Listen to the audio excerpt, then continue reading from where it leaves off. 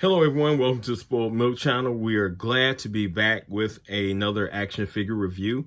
We know it's been a long time since we brought you guys a video like this or even a Lego build. However, we are back on track and we'll be bringing you videos every week. So please like, subscribe, and share this video. That way we can keep this channel going and the content rolling. Today we're looking at the Amazing Spider-Man, Amazing Fantasy rather, Spider-Man, celebrating his 60th anniversary, as well as one of the villains that he fights most often, the Lizard. So I've really been looking forward on getting my hands on both of these characters. I know that the Amazing Spider-Man you can find, or Amazing Fantasy Spider-Man you can find in, mostly everywhere. I got this one from Hasbro Pulse. I also got another one from my local Target. So they're out there. You can find them. It's not like this is one of those action figures you can't find. However, the Lizard was a Walmart exclusive. I think I reserved mine sometime in August of this year, or maybe it was July, when Walmart had one of their collector cons. And I'm real happy to get this character. I'm a late bloomer on the Marvel Legends Amazing Spider-Man re-releases. So they release a lot of characters like Green Goblin and J. Jonah Jameson and Mary Jane and Electro and Sandman and just a ton of them. I kind of got on board late, even with Marvel Legends. I'm just really getting back into it the last couple of years. But I'm glad to be back, and I'm glad that we can get these characters. So without saying much of anything else, let's crack these open and let's get to reviewing. And we are back. So let's take a look first at the Lizard. He has comes with a nice complement of accessories. I switched his head out immediately because I have always liked the more raptor-like dinosaur head, as you can kind of see there. The nice, crazy tongue action. It's more akin to, a lot of the setups that I'm going to have. He also comes with another head. And he's not hard to stand up. That's kind of one of the things you fear with some of these action figures. But you also get this head here, which looks more like his first appearance way back in, I think it was like Amazing Spider-Man #4 or something of that nature. Let's get him back up right here. It's the first time he's really had an issue standing, but that huge tail gives him a lot of balance and weight. So that's on me. That's not the action figure. But going back to this head, this sculpt looks really good. Looks really good. If you can see, and it's not just the head. Both heads are like this. A lot of detail there. Hasbro really could have gotten away with a couple things by just painting the scales on maybe. However, you got a lot of ridges there. Hopefully the camera can pick this up. You got a lot of ridges on the head and scales. It looks really, really good. I mean, the eyes are a little bulged and bugged out and white on this one, as the other one is more yellowish, but a lot of detail there on the scale, the scales, and also the jaw. I don't know if you can kind of see this, but the jaw also kind of moves a little bit, just a little bit, but it's not hinged. That's one of the things I would have liked to see on this action figure, but the level of detail there is pretty good. You get two hands there as well, one closed fist and another one that is open, which is really cool. Let's not forget that even though he's a Lizard, he's also Dr. Kirk Connors, and he has these little flasks here. And one of the cool things about the flask is you got a little hole there on the top. So if you want to set it on fire or whatever, especially for those diorama guys who are building dioramas, you can pretty much insert a flame or smoke there or what have you, whatever you want. Going to the action figure himself, that same level of detail, not only on the more dinosaur-like head, but also in the hands. I'm not sure if the camera's really going to pick it up, but a lot of detail there with the scales, the wide bulbous fingers, which also match on the feet, bulbous feet. And those lines on there aren't painted. They're really they're sculpted in. They're textured in, rather.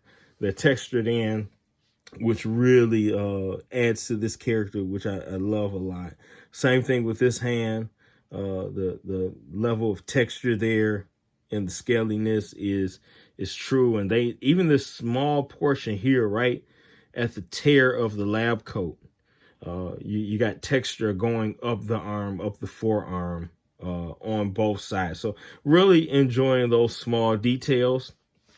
When it comes to the lab coat itself, it's made of a less dense plastic, so it kind of moves freely, which is good. Moves freely, which is good, especially with this tail portion. And the tail isn't segmented. It's what I like about this tail, because a lot of times you get a very rigid segmented tail that when you're trying to move it, it moves in, like, you see all these hash marks for the tail for different segments. If it was segmented in a rigid way, you would only be able to move it with those ridges. However, you can take this and bend into S curl pretty easily and what have you. I wish it was a little bit longer. That way you can kind of, wrap it around another character's neck and maybe hold them up or what have you. But it is a nice tail, and I'm not going to nitpick over that. That's a really small, like an individual thing. It's, if you can find this character, I would definitely recommend it. Again, really, really good action figure there. He has all the standard points of articulation, the movement of the arms, but this is really, I would have to recommend. This is a great figure, especially if you're already collecting the Spider-Man animated series line. I would definitely say go with this one and get it in. Let's move this over and let's get Spider-Man in here. So we'll move the lizard back. One of the only things I will say that I wish I had, especially if you're trying to set up scenes or dioramas with these characters, it wouldn't have been a bad thing to have a Kirk Connors. Like, this is one of those action figures that I wouldn't have mind buying in a 2-pack. I know it's one of the things that Hasbro is doing a lot lately.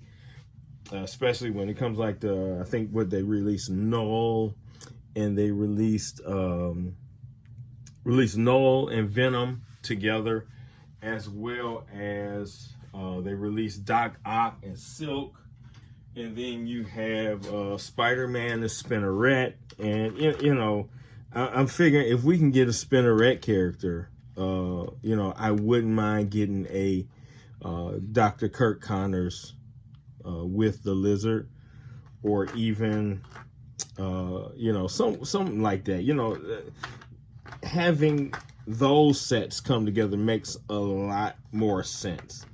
And sometimes we get these 2-packs and I only want one of them. And I know a lot of people say, well, I would only want the lizard, I wouldn't want Dr. Kirk Connors. Well, if you're setting up a diorama, or you want to reenact the scene or any scenes from the animated series, having those extra characters comes in great. All right, so let's look at our 60th anniversary Spider-Man here, who comes with a nice amount of accessories. I think he's retailing for around $27.99, a little bit higher than what we normally would see a Marvel Legend for. Usually they're going for, now $24.99. That was supposed to be the base price. I don't know why this one is a little bit more. Have no idea. However, that's where it's at. But spend the extra $2 or $3 for me. for this character wasn't as big a deal, even though I don't understand why they did it. But going to this character right away, you'll notice. Well, let's look at the accessories first. You get a couple of webs that hang under Spidey's arm. So there's some inserts here. I'm going to try to get the camera in really good right there. Under the arms themselves, that pegged hole is where these go into, which is okay. I don't really mind it that much. Let's see if I can get one in while we're on camera, because I did this while we were off camera and it worked out okay. But I took them out and let's see. So this is one side, how it looks. It looks all right if you're going to just pose your character or whatnot. But if you're going to put him in any swinging type motion, and I'm going to show you the problem I have with this. It fits well. It looks okay there. However, if you look at it from the back, that just doesn't, it really doesn't do it for me as much. So it's okay. It's not bad. It's an all right addition, and it kind of adds to that look of Spider-Man. But I'm not a big fan of that, and I'm probably never going to use these. Right? I may, but I doubt it. However, this is a good character. So looking at Spider-Man himself, this head looks more like the Steve Ditko original drawing. It's a little more stubby than the normal Spider-Man head, and I'll kind of show you the difference in a moment. The eyes are a little more focused, a little smaller, depending on the artist. You get some artists that draw really big Spider-Man eyes. Eric Larson is one of the guys who comes to mind, first of all, but this is more like an original Steve Ditko interpretation of Spider-Man. This action figure comes with a couple sets of hands. You got the closed fist, 2 closed fists. You got a clenching fist, or one for grabbing, and then of course you got the natural or the standard Spider-Man whip hands, and then you got some crawling hands as well. So you get 4 sets of hands there.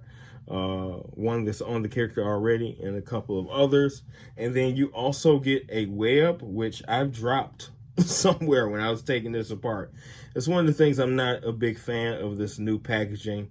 They kind of put the web in wax paper, so I've dropped that thing around here somewhere, and sorry for that, but it's nothing new. So if you have any other Spider-Mans, a lot of times you got webs already, so I'll be using one of my other webs. Just don't lose yours. I've dropped it somewhere in my basement here, so I have no idea where it's at. But let's get back to this figure.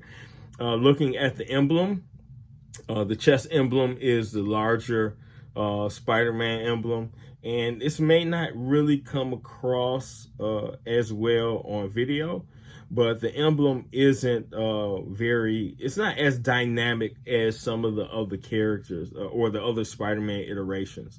It is not. And then the webbing on the suit itself, and it pretty much goes with the times. It isn't textured in, it's painted in, so all the web lines on the hands and on the back and around the belt and on the feet are all painted in. They're not textured in, which is, it's fine, because that's pretty much a sign of the times. And if they were textured in, it wouldn't be a more original representation of the character. So what I want to do is I'm going to grab my Spider-Man.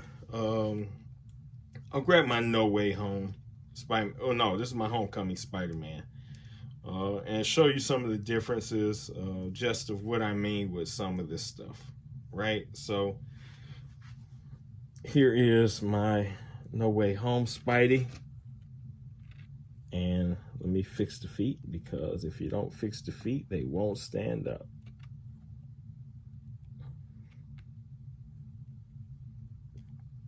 I had him in another pose, so So kind of look at these Spideys side by side, and you can see the vibrance in the color. The No Way Home or the Homecoming Spidey is a lot more vibrant when it comes to the reds. If you look at the heads, so let's look at the heads real close. Put your arm down, Spidey. All right, so if you look at the heads real close, you can see what I mean by the stubbiness there. This is a little more stubby than this one. Jaws a little more pointed. And on the Homecoming Spidey, you can kind of see the detailed texture of what should be the web on the webbing on the costume. That's actual ridges in the costume. And this one, again, is painted. I want you to look at something, though, and I like this about this Spider-Man, is look at the waist here for the Homecoming Spidey, right? See the waist down there? It twists, which is fine. It's okay to have that twisting, but that twisting mechanism there, it hurts some of your articulation when you're trying to get into some of your more wilder poses. Whereas this Spider-Man, he swivels at the top and then he swivels at the bottom as well. So his back bends a lot more, giving you those more Spidey-like poses as you're going through. And I went back and checked and looked at a couple of my other Spidey action figures, because I got the Spider-Man from the What If line, and then I got the Homecoming Spider-Man, and then I got a No Way Home Spidey, and then I got a couple others, and a lot of them have the swiveled waist, and this is one of the only ones with the waist that rocks back and forth. So I really like that. So when I eventually find my web around here somewhere and get him posed or with a web, or even with some fishing line, right? Start getting him into some postures and poses. That's really going to open up what he can do. But overall, I'm very satisfied with this character. You got the shoulders that not only hinge up and down, but also round about, as you can see at the front portion of his chest. So those arms are able to kind of swivel in and out, as well as up and down. So really good character here. Even for the price, right? Like, you're getting the 60th anniversary Spider-Man. I got a couple of these. You're able to have it, to display it. Makes me feel real good as a comic book fan, having this action figure, being able to display it. And if I want to have him fighting against Kurt Connors and going mano a mano, right? So both of these action figures together, great buy for me. If you can find them, I would say pick them up. Again, Lizard was on Walmart, very, very much like the Doctor Strange exclusive. Lizard was on Walmart, so I would say find them if you can, hunt them down. I want to thank you guys for watching this video. Please like, subscribe to our channel. That way you can be in the know with all of our latest videos or news or anything that's related to comics or sci-fi or fantasy. We love it all. Thank you again for watching the video. Have a great day and be awesome.